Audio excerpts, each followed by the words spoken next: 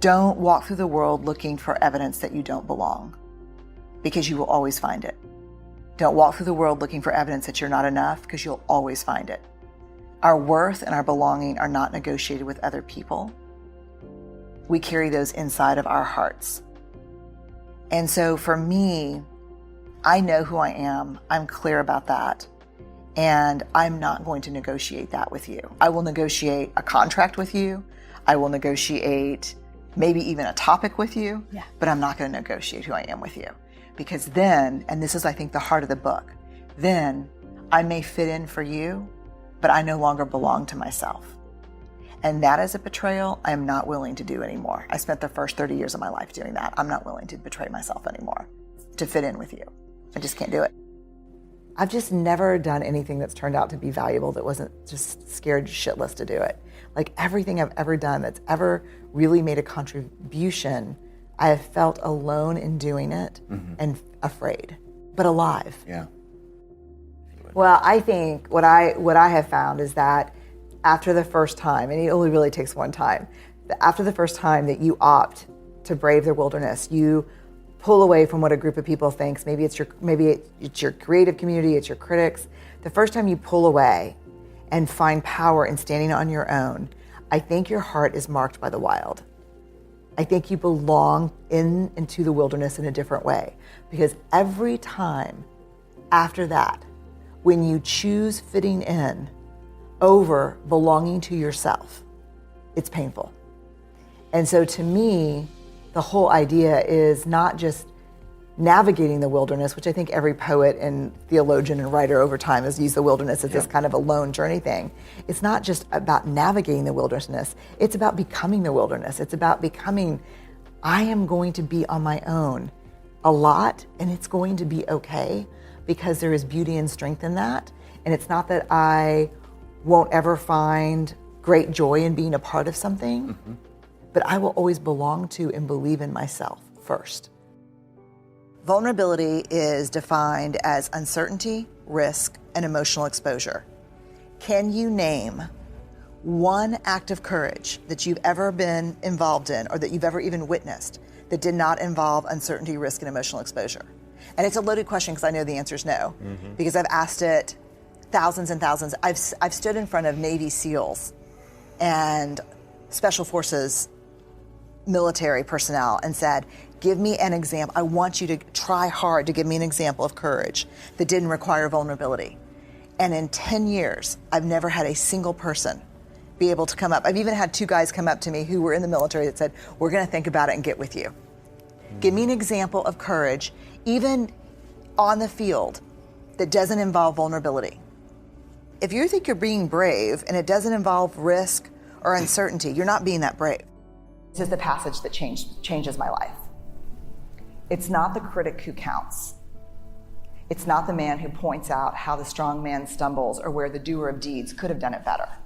The credit belongs to the person who's actually in the arena, whose face is marred with blood and sweat and dust, who at the best, in the end, knows the triumph of high achievement, and who at worst, if he fails daring greatly. It is not about winning, it's not about losing, it's about showing up and being seen. The second thing, this is who I want to be. I want to create. I want to make things that didn't exist before I touched them. I want to show up and be seen in my work and in my life. And if you're going to show up and be seen, there is only one guarantee, and that is you will get your ass kicked. That is the guarantee. That's the only certainty you have. If you're going to go in the arena and spend any time in there whatsoever, especially if you've committed to creating in your life, you will get your ass kicked. So you have to decide at that moment, I think for all of us, if courage is a value that we hold, this is a consequence. You can't avoid it. This is the question. This is when the universe comes down and puts her hands on your shoulders and pulls you close and whispers in your ear, I'm not fucking around. You're halfway to dead. The armor is keeping you from growing into the gifts I've given you. That is not without penalty. Time is up. So this is what you see happen to people in midlife. And it's not a crisis. It's a slow, brutal unraveling. And this is where everything that we thought protected us keeps us from being the partners, the parents, the professionals, the people that we want to be. And so you really have a choice in midlife. I'm not saying just pull off all the armor and streak through Austin, because I think you can replace the armor with something. I think it's curiosity is what you replace it. You just become very curious about yourself, about the world. Why did I react that way? Curiosity is really the superpower for the second half of our lives, because it keeps us learning, it keeps us asking questions, and it increases our self-awareness. If something happens and you're overwhelmed with shame, the first thing you need to do is get back on your emotional feet. Don't talk, text, or type to anyone, because one of the things we want to do is push that shit out on other people. Get into a dark, quiet place and then talk to yourself like you talk to someone you love. Just be like, dude, it's okay. Like, you screwed this up. What you said was super hurtful. You're going to have to circle back and clean that stuff up. But give yourself a break here. Then reach out and talk to someone about what you're feeling. Shame cannot survive being spoken. So if I call you and I'm like, oh my God, Lewis, I'm in a shame shitstorm. You're not going to believe what happened. And you listen to me and you respond empathetically. Oh my God, I've been there. Or, oh God, I get it. I'm sorry. That sucks. Shame can't hold on, because shame can't survive empathy. So two choices. You own your story. You get to write the ending.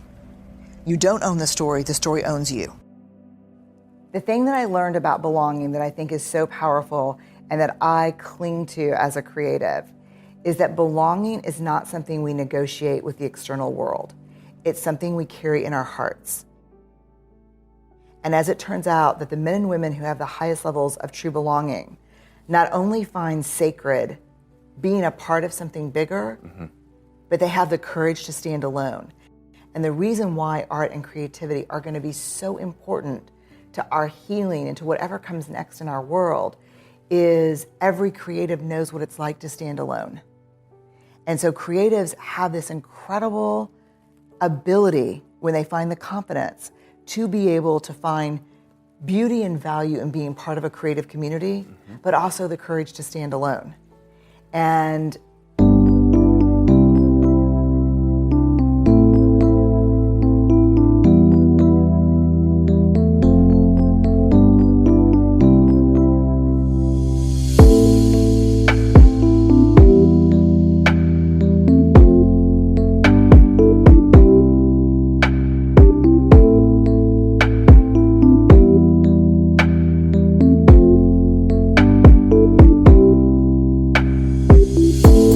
so what I would say to you is understand, and I wouldn't say this as a therapist, I would just say it as a fellow creative that's found my own pain and success, is be a part of a creative group and community.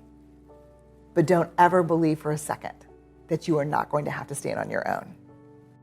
If I had $1 for every interview I did with a late 20, early 30-year-old that got on the engineer, lawyer, doctor path, because that was the moving escalator for smart people, who was depressed, hated what they did, never even knew that you could be a shoe designer or a casting director or a microphone builder. If I had $1 for every one of those, like... Set for life. Set for life. I used to think the best way to put your work out into the world is to make sure the critics are not in the arena. But you have no control over who's in the arena.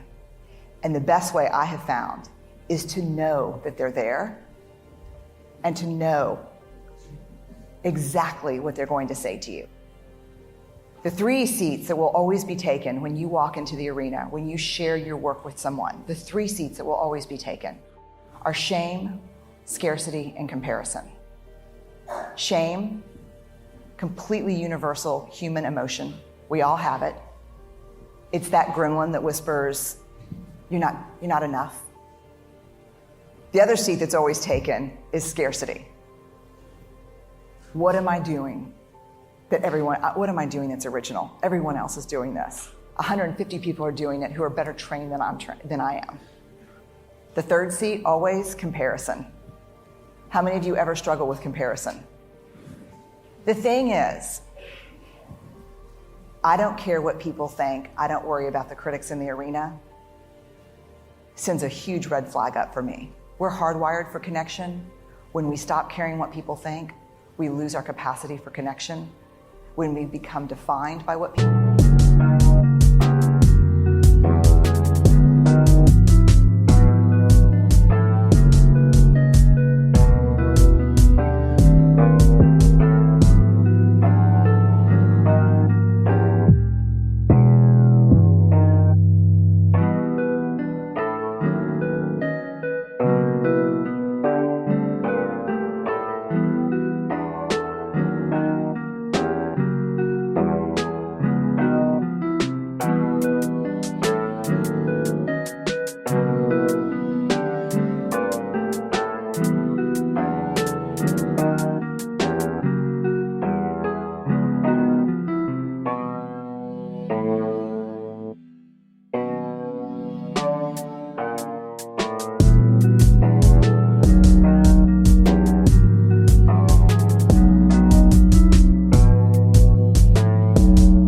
think, we lose our capacity to be vulnerable.